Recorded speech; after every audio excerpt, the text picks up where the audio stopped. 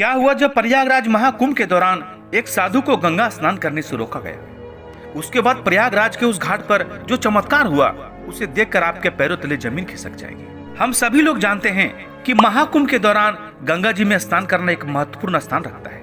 इसी वजह से देश और विदेश से लोग स्नान करने महाकुंभ में आते हैं। लेकिन अभी हाल में ही एक घटना निकल के सामने आ रही है जो सभी के होश उड़ा दिए हैं, जहां पर एक साधु महाराज को गंगा जी में स्नान करने से रोका गया। दोस्तों, कुंभ हो या महाकुंभ, साधुओं के बिना यह अधूरा है, क्योंकि यह कुंभ साधु के आगमन और स्नान से ही पूर्ण होता है।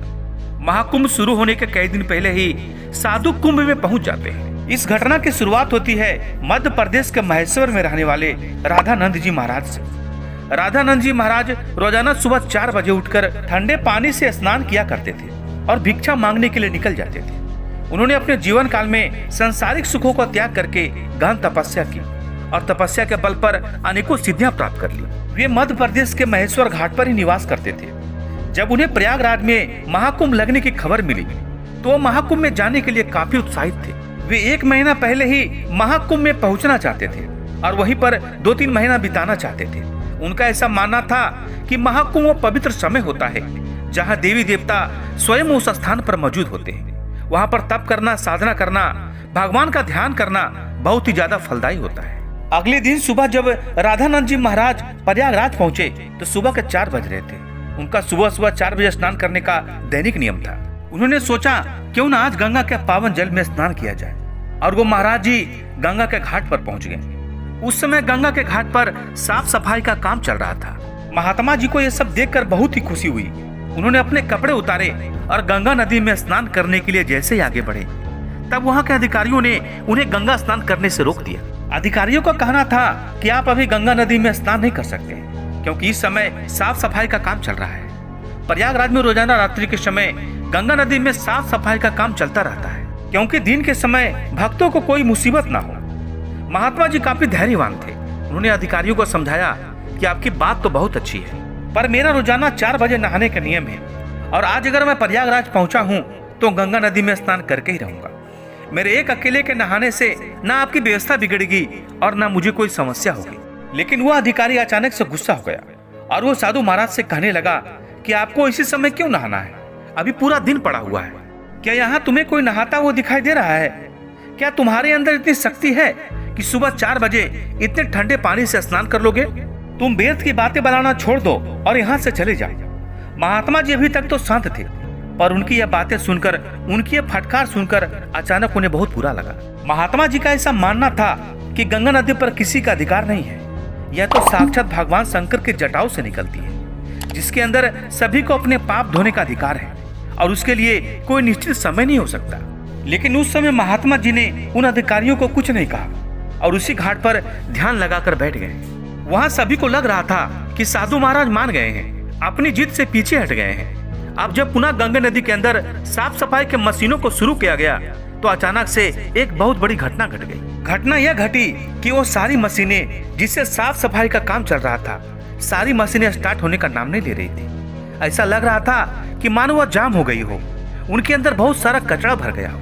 अधिकारियों ने मशीन को देखा परखा और उसके अंदर का सारा कचरा बाहर निकाल दिया। सबको उम्मीद थी कि अब सारी मशीनें काम करने लगेगी, लेकिन फिर जब मशीन चालू की गई फिर भी मशीन चालू नहीं हो पा रही थी। सभी अधिकारी बहुत हैरान थे, किसी को कुछ समझ में नहीं आ रहा था। जब सभी अधिकारी हार मान गए और मशीन चालू नहीं हुई तो एक मैकेनिकल इंजीनियरिंग टीम को बुलाया गया। उसने मशीनों को अच्छी तरह से जांचा परखा और यही पाया कि मशीन तो एकदम सही है, लेकिन इसके चालू ना होने का कारण किसी को समझ में नहीं आ रहा था। राधानंद जी महाराज उसी घाट पर ध्यान की अवस्था में बैठे हुए थे। गंगा नदी का साफ सफाई का काम उस दिन रुका हुआ था। सभी लोग बहुत ही हैरान और परेशान थे। उस समय जो इंजीनियर मशीन को ठीक करने आया था, उसने जब राधानंद जी महाराज जी को देखा तो उसकी आंखें खुली की खुली रह गई। वह महाराज जी के चरणों में आकर गिर गया और महाराज जी भी उसे आशीर्वाद देने लगे। फिर वो सभी अधिकारियों को बताने लगा कि ये बहुत ही सिद्ध महाराज है। एक बार बचपन में जब मुझे एक सांप ने डस लिया था तो यही महात्मा जी ने अपने चमत्कार से मेरी जान बचाई थी। तब वहाँ के सभी अधिकारियों को अपनी गलती का एहसास हुआ। वह सभी समझ चुके थे कि जब ये अपने दैनिक नियम के अनुसार 4 बजे गंगा स्नान करना चाहते थे तो मुझे इन्हें रोकने का अधिकार नहीं था। मैंने जो इनका अपमान किया, इन्हें भला बुरा कहा और गंगा नदी में स्नान करने से रोक दिया। मुझे ऐसा नहीं करना चाहिए था। उसी का परिणाम मशीनों के खराबी के रूप में हम भुगत रहे हैं। अब यही हमारी समस्या का समाधान कर सकते हैं। अब इनसे माफी मांगनी पड़ेगी। तब सभी अधिकारी मिलकर राधानंद महाराज जी के पास गए। उनके चरणों में बैठकर और हाथ जोड़कर कहा कि हमें इस बात का अंदाजा नहीं था कि आप एक दिव्य संत हैं। हमसे बहुत बड़ी भूल हो गई है। हमें आपको स्नान करने से नहीं रोकना चाहिए था। राधानंद जी महाराज अभी भी बहुत शांत थे। उन्होंने अधिकारियों से कहा कि यह जरूरी नहीं है कि कुंभ में सिर्फ चमत्कारी संत को ही स्नान का मौका मिलना चाहिए। ये सबके लिए बराबर होना चाहिए। गंगा नदी के ऊपर साधु संत का पहला अधिकार होता है।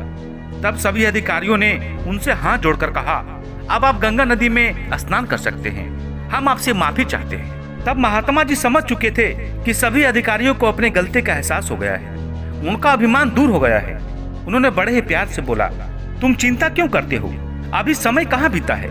जरा अपनी घड़ी में समय तो देखो, आखिर कितने बजे हैं? जब अधिकारियों ने घड़ी में अपना समय देखा तो उनके रोंगटे खड़े हो गए, क्योंकि उस समय सुबह के 4 बज रहे थे। किसी भी अधिकारियों को यह समझ में नहीं आ रहा था कि आखिर इतना बड़ा चमत्कार कैसे हुआ। आखिर महात्मा जी ने अपने चमत्कार से समय को कैसे पलट दिया। इतना बड़ा चमत्कार देखकर सभी लोग उनके चरणों में गिर गए और सभी उनकी जय जयकार करने लगे।